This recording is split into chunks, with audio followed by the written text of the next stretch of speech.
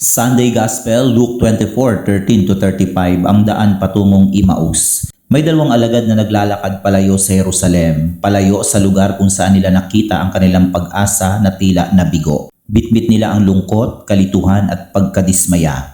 Para bang sinasabi nila, akala namin siya na. Habang naglalakad sila, may isang estrangherong sumabay. Hindi nila agad nakilala na iyon pala ang muling nabuhay na si Jesus. Nakinig siya sa kanilang kwento, sa kanilang sakit, sa kanilang tanong at doon nagsimula ang pagbabago. Hindi sa isang himala agad kundi sa pakikinig at paliwanag ng salita ng Diyos. Unti-unti, habang ipinapaliwanag ni Jesus ang kasulatan, nagningas ang kanilang puso. Ngunit hindi pa rin nila siya lubos na nakilala hanggang sa sila'y maghapunan at sa pagpira-piraso ng tinapay doon nabuksan ang kanilang mga mata.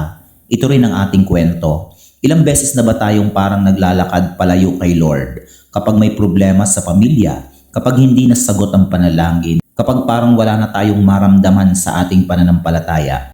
Minsan, kasama na pala natin si Jesus sa paglalakad pero hindi natin siya nakikilala. Una, si Jesus ay lumalapit sa atin kahit tayo'y lumalayo. Hindi niya hinihintay na bumalik tayo agad, siya mismo ang sumasabay sa atin. Sa gitna ng ating pagkalito at lungkot, naroon siya, tahimik, nakikinig. Ikalawa, nakikilala natin si Jesus sa kanyang salita. Kapag binubuksan natin ang Biblia, kapag nakikinig tayo sa homily, kapag nagdarasal, unti-unting umiinit ang puso natin. May kakaibang liwanag na dumarating.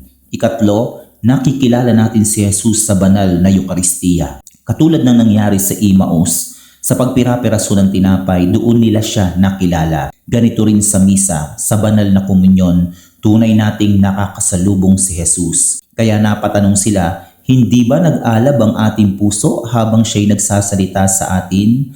At pagkatapos nilang makilala si Jesus, hindi na sila nagpatumpik-tumpik. Kahit gabi na, bumalik sila sa Jerusalem, ibinahagi nila ang kanilang karanasan. Ito ang hamon. Kung tunay nating nakilala si Jesus, hindi tayo mananatiling tahimik, hindi tayo mananatiling malamig. Ang pusong nagningas ay pusong nagbabahagi.